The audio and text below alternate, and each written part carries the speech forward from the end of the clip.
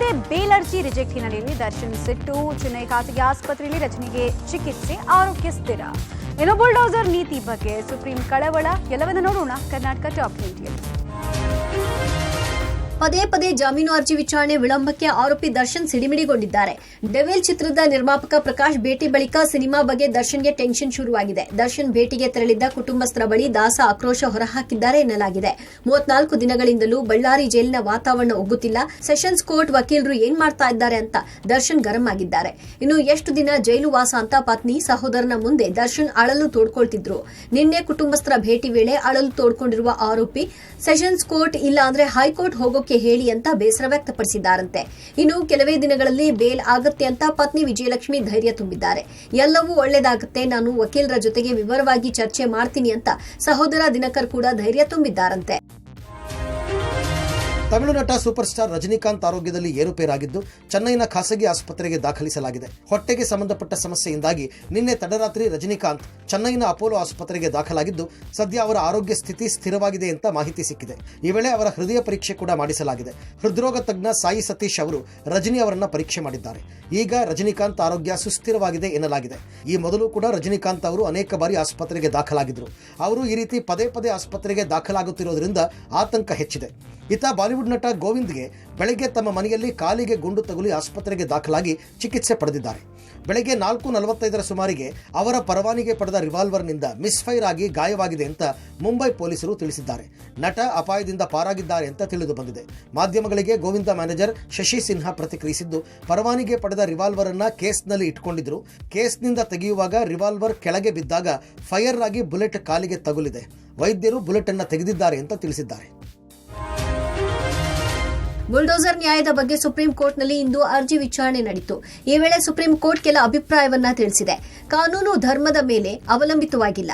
ಮಹಿಳೆಯರು, ಮಕ್ಕಳು, ವೃದ್ಧರು ರಸ್ತೆಯಲ್ಲಿರುವುದನ್ನ ನೋಡಲಾಗಲ್ಲ ಅಂತ ಕಳವಳವನ್ನ ವ್ಯಕ್ತಪಡಿಸಿತು. ಇನ್ನು ನಾವು ಒತ್ತುವರಿಗೆ ರಕ್ಷಣೆ ಕೊಡಲ್ಲ, ಫುಟ್ಪಾತ್ಗಳು ಒತ್ತುವರಿ ಮಾಡುವುದು ಸರಿಯಲ್ಲ ಅಂತ ಅಭಿಪ್ರಾಯ ತಿಳಿಸಿದೆ. ಅಷ್ಟೇ ಅಲ್ಲದೆ ದೇಶಾದ್ಯಂತ ಕಟ್ಟಡ ಧ್ವಂಸಕ್ಕೆ ಸಂಬಂಧಿಸಿದಂತೆ ಮಾರ್ಗಸೂಚಿ ಹೊರಡಿಸಬೇಕಾಗಿದೆ. ಅಪರಾಧಿಗಳ ಕಾನೂನುಬದ್ಧ ಆಸ್ತಿಗಳನ್ನ ಧ್ವಂಸ ಮಾಡಬಾರದು. ನಮ್ಮದು ಜಾತ್ಯತೀತ ದೇಶ, ಹೀಗಾಗಿ ಎಲ್ಲರಿಗೂ ಅನ್ವಯವಾಗುವಂತೆ ಮಾರ್ಗಸೂಚಿ ಹೊರಡಿಸುತ್ತೇನೆ. ಕೇವಲ ಆರೋಪ ಬಂದಾಕ್ಷಣ ಕಟ್ಟಡ ಧ್ವಂಸ ಮಾಡಬಾರದು. ಸಾರ್ವಜನಿಕ ಸುರಕ್ಷತೆಗೆ ಮೊದಲ ಆದ್ಯತೆ ನೀಡಬೇಕು ಅಂತ ವಿವಿಧ ರಾಜ್ಯಗಳಲ್ಲಿ ಆರೋಪಿಗಳ ಕಟ್ಟಡ ಧ್ವಂಸದ ವಿರುದ್ಧದ ಅರ್ಜಿಗಳ ವಿಚಾರಣೆ ಬಳಿಕ ಸುಪ್ರೀಂ ಕೋರ್ಟ್ ಆದೇಶ ನೀಡಿದೆ. 56 ವರ್ಷಗಳ ಹಿಂದೆ ಸಂಭವಿಸಿದ್ದ ವಿಮಾನ ಅಪಘಾತವೊಂದರಲ್ಲಿ ನಾಪತ್ತೆಯಾಗಿದ್ದ ಮೃತದೇಹಗಳಲ್ಲಿ 4 ಮೃತದೇಹಗಳು ಪತ್ತೆಯಾಗಿದೆ. ಇದೀಗ ಹಿಮಭರಿತ ಭೂಪ್ರದೇಶದಲ್ಲಿ ಹುದುಗಿ ಹೋಗಿದ್ದ ವಿಮಾನದ ಅವಶೇಷಗಳು ದೊರೆತಿದ್ದು, ಪತ್ತೆಯಾದ ಮೃತದೇಹಗಳಲ್ಲಿ 3 ಗುರುತನ್ನ ಪತ್ತೆ ಹಚ್ಚಲಾಗಿದ್ದು, ಸೇನೆಯ ವಿವಿಧ ವಲಯದಲ್ಲಿ ಕರ್ತವ್ಯ ನಿಭಾಯಿಸ್ತಾ ಇದ್ದ ಸೈನಿಕರು ಅಂತ ಗುರುತಿಸಲಾಗಿದೆ. ಮಲ್ಖಾನ್ ಸಿಂಗ್, ಸಿಪಾಯಿ ನಾರಾಯಣ್ ಸಿಂಗ್ ಮತ್ತು ಕುಶಲಕರ್ಮಿ ಥಾಮಸ್ ಚರಣ್ ಮೃತರ ದೇಹ ಅಂತ ಗುರುತಿಸಲಾಗಿದೆ. ಉಳಿದೊಂದು ಮೃತದೇಹದಿಂದ ವಶಪಡಿಸಿಕೊಂಡ ದಾಖಲೆಗಳು ವ್ಯಕ್ತಿಯನ್ನ ನಿರ್ಣಾಯಕವಾಗಿ ಗುರುತಿಸಿಲ್ಲ. ಆದರೆ ಅವರ ಸಂಬಂಧಿಕರ ವಿವರಗಳು ಪತ್ತೆಯಾಗಿದೆ ಅಂತ ಅಧಿಕಾರಿಗಳು ತಿಳಿಸಿದ್ದಾರೆ. ಈ ಕುರಿತು ಸೇನಾ ಅಧಿಕಾರಿಗಳು ಮಾತನಾಡಿ, ಭಾರತೀಯ ಸೇನೆಯ ಡೋಗ್ರಾ ಸ್ಕೌಟ್ಸ್ ಮತ್ತು ತಿರಂಗಾ ಮೌಂಟೇನ್ ರೆಸ್ಕ್ಯೂ ಸಿಬ್ಬಂದಿಯನ್ನ ಒಳಗೊಂಡ ಜಂಟಿ ತಂಡವು ಕಾರ್ಯಾಚರಣೆಯನ್ನ ನಡೆಸಿದೆ. ಇದರಲ್ಲಿ 4 ಶವಗಳನ್ನು ಪತ್ತೆ ಮಾಡಿದೆ ಎಂದಿದೆ.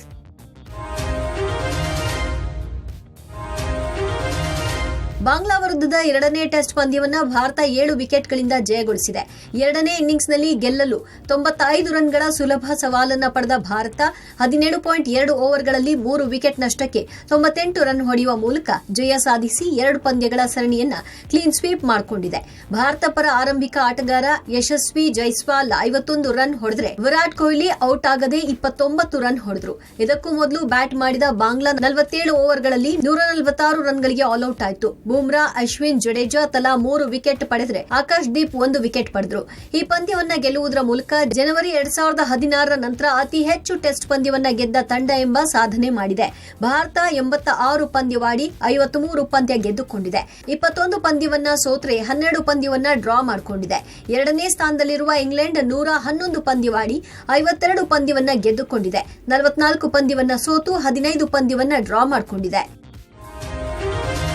ವಾಣಿಜ್ಯ ಬಳಕೆಯ ಎಲ್ಪಿಜಿ ಸಿಲಿಂಡರ್ ಬಳಕೆದಾರರಿಗೆ ಶಾಕ್ ಎದುರಾಗಿದೆ. 19 ಕೆಜಿ ಸಿಲಿಂಡರ್ನ ಬೆಲೆ ಏರಿಕೆ ಮಾಡುವ ಮೂಲಕ ಬಳಕೆದಾರರಿಗೆ ಬಿಗ್ ಬರೆ ಹಾಕಿದೆ. ಇದಿಷ್ಟೇ ಅಲ್ಲದೆ 5 KG free trade LPG cylinder ಬೆಲೆಯನ್ನು 12 ರೂಪಾಯಿ ಏರಿಕೆ ಮಾಡಲಾಗಿದೆ. ಇಂದಿನಿಂದಲೇ ಪರಿಷ್ಕೃತ ದರ ಜಾರಿಯಾಗಿದೆ ಅಂತ ತೈಲ ಕಂಪನಿಗಳು ಮಾಹಿತಿಯನ್ನು ನೀಡಿವೆ. ಬೆಲೆ ಏರಿಕೆ ಬಳಿಕ ಬೆಂಗಳೂರಿನಲ್ಲಿ 19 ಕೆಜಿ ಸಿಲಿಂಡರ್ ಬೆಲೆ 1,818 ರೂಪಾಯಿ ಆಗಿದ್ದರೆ ದೆಹಲಿಯಲ್ಲಿ 1,740 ರೂಪಾಯಿ ಆಗಿದೆ. ಇನ್ನು ಗೃಹ ಬಳಕೆ LPG ಸಿಲಿಂಡರ್ ಬೆಲೆಯಲ್ಲಿ ಯಾವುದೇ ಬದಲಾವಣೆ ಇಲ್ಲ ಅಂತ ತೈಲ ಮಾರುಕಟ್ಟೆ ಕಂಪನಿ ಸ್ಪಷ್ಟನೆ ನೀಡಿದೆ.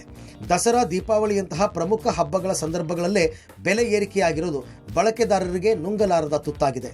ಈ ಬೆಲೆ ಪರಿಷ್ಕರಣೆಯು ಪ್ರತಿನಿತ್ಯ ಸಿಲಿಂಡರ್ ಬಳಸುವ ಹೋಟೆಲ್, ರೆಸ್ಟೋರೆಂಟ್ ಹಾಗೂ ಇತರೆ ವಾಣಿಜ್ಯ ಸಂಸ್ಥೆಗಳ ಮೇಲೆ ನೇರ ಪರಿಣಾಮ ಬೀರಿದೆ.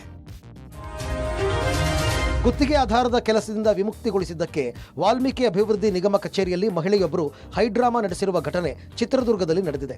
ಕಳೆದ 20 ವರ್ಷಗಳಿಂದ ಕೆಲಸ ಮಾಡಿದವರನ್ನ ವಿಮುಕ್ತಿಗೊಳಿಸಿದ್ದಾರೆ ಅಂತ ಕಿಡಿಕಾರಿರುವ ಬಿ ಗೀತಮ್ಮ ನಿನ್ನೆ ರಾತ್ರಿ ಕಚೇರಿಗೆ ಬೀಗ ಹಾಕಿಕೊಂಡು ಒಳಗೆ ಉಳಿದಿದ್ರು. ಅಲ್ಲದೆ ಫ್ಯಾನಿಗೆ ಹಗ್ಗ ಬಿಗಿದು ಆತ್ಮಹತ್ಯೆಗೆ ಶರಣಾಗುವುದಾಗಿ ಬೆದರಿಕೆ ಹಾಕಿದ್ದು ಕಚೇರಿಯಲ್ಲಿ ದೊಡ್ಡ ಹೈಡ್ರಾಮಾ ಮಾಡಿದ್ರು. ಈ ವೇಳೆ ಸ್ಥಳಕ್ಕೆ ಆಗಮಿಸಿದ ವಾಲ್ಮೀಕಿ ನಿಗಮ ಜಿಲ್ಲಾ ವ್ಯವಸ್ಥಾಪಕಿ ಮಂಜುಳಮ್ಮ ಅವರಿಗೆ ಇಷ್ಟು ವರ್ಷ ಕೆಲಸ ಮಾಡಿದವರನ್ನ ಹೇಗೆ ವಿಮುಕ್ತಿಗೊಳಿಸಿದಿರಿ ಅಂತ ಗೀತಮ್ಮ ಕುಟುಂಬಸ್ಥರು ತರಾಟೆಗೆ ತೆಗೆದುಕೊಂಡರು. ವಿಷಯ ತಿಳಿದು ಸ್ಥಳಕ್ಕೆ ಆಗಮಿಸಿದ ಬಡಾವಣೆ ಠಾಣೆ ಪೊಲೀಸರೊಂದಿಗೂ ವಾಗ್ವಾದ ನಡೆಸಿದರು. ಕೊನೆಗೆ ಗೀತಮ್ಮ ಅವರನ್ನ ಕಚೇರಿ ಕೆಲಸದಲ್ಲೇ ಮುಂದುವರಿಸುವುದಾಗಿ ವ್ಯವಸ್ಥಾಪಕರು ಭರವಸೆ ಕೊಟ್ಟರು. ಒಂದು ಪತ್ರ ನೀಡಿದ ಬಳಿಕ ಬಾಗಿಲು ತೆಗೆದ ಗೀತಮ್ಮ ಶಾಂತವಾಗಿ ಕುಟುಂಬಸ್ಥರೊಂದಿಗೆ ಮನೆಗೆ ತೆರಳಿದರು. ಮಗನ ಕೊಲೆಗೆ ಸೇಡು ತೀರಿಸಿಕೊಳ್ಳುವುದಕ್ಕೆ ತಂದೆಯೋರ್ವ ಸುಪಾರಿ ಕೊಟ್ಟಿರುವ ಘಟನೆ ಕಲಬುರಗಿ ಜಿಲ್ಲೆಯಲ್ಲಿ ನಡೆದಿದೆ. ಇನ್ನು ಸುಪಾರಿ ಪಡೆದು ಕೊಲೆ ಮಾಡೋದಕ್ಕೆ ಮುಂದಾಗಿದ್ದ 5 ಸುಪಾರಿ ಕಿಲ್ಲರ್ಸ್ನನ್ನ ಕಲಬುರಗಿ ಚೌಕ್ ಪೊಲೀಸರು ಬಂಧಿಸಿದ್ದಾರೆ. ಬಂಧಿತ ಆರೋಪಿಗಳಿಂದ 3 ಕಂಟ್ರಿ ಮೇಡ್ ಪಿಸ್ತೂಲು, 11 ಜೀವಂತ ಗುಂಡನ್ನು ವಶಕ್ಕೆ ಪಡೆಯಲಾಗಿದೆ. ಹಣಮಂತರಾಯ, ಗೈಬು ಸಾಬ್, ಯಶವಂತ್, ಗೌತಮ್, ಶಿವಕುಮಾರ್ ಬಂಧಿತ ಆರೋಪಿಗಳು ಅಂತ ಗುರುತಿಸಲಾಗಿದೆ. ಸೆಪ್ಟೆಂಬರ್ 15ರ ರಾತ್ರಿ ಶರಣಬಸಪ್ಪ ಕಾಂದೆ ಮೇಲೆ ಗೈಬು ಸಾಬ್ ಗ್ಯಾಂಗ್ ಸುಪಾರಿ ಪಡೆದು ಕೊಲೆಗೆ ಯತ್ನಿಸಿದರು. ಅದೃಷ್ಟವಶಾತ್ ಮಿಸ್ಫೈರ್ ಆಗಿ ಶರಣಬಸಪ್ಪ ಕಾಂದೆ ಬಚಾವಾಗಿದ್ದರು. ಇನ್ನು ಹಣಮಂತರಾಯ ಮಗನನ್ನ ಶರಣಬಸಪ್ಪ ಕಾಂದೆ ಕೊಲೆ ಮಾಡಿದ್ದ ಆರೋಪವನ್ನು ಹೊತ್ತುಕೊಂಡಿದ್ರು. ಅಲ್ಲದೆ ಶರಣಬಸಪ್ಪ ಕೊಲೆಗೆ ಹಣಮಂತರಾಯ 20 ಲಕ್ಷ ಸುಪಾರಿ ಕೊಟ್ಟಿದ್ರು ಅಂತ ಮಾಹಿತಿ ಲಭ್ಯವಾಗಿದೆ.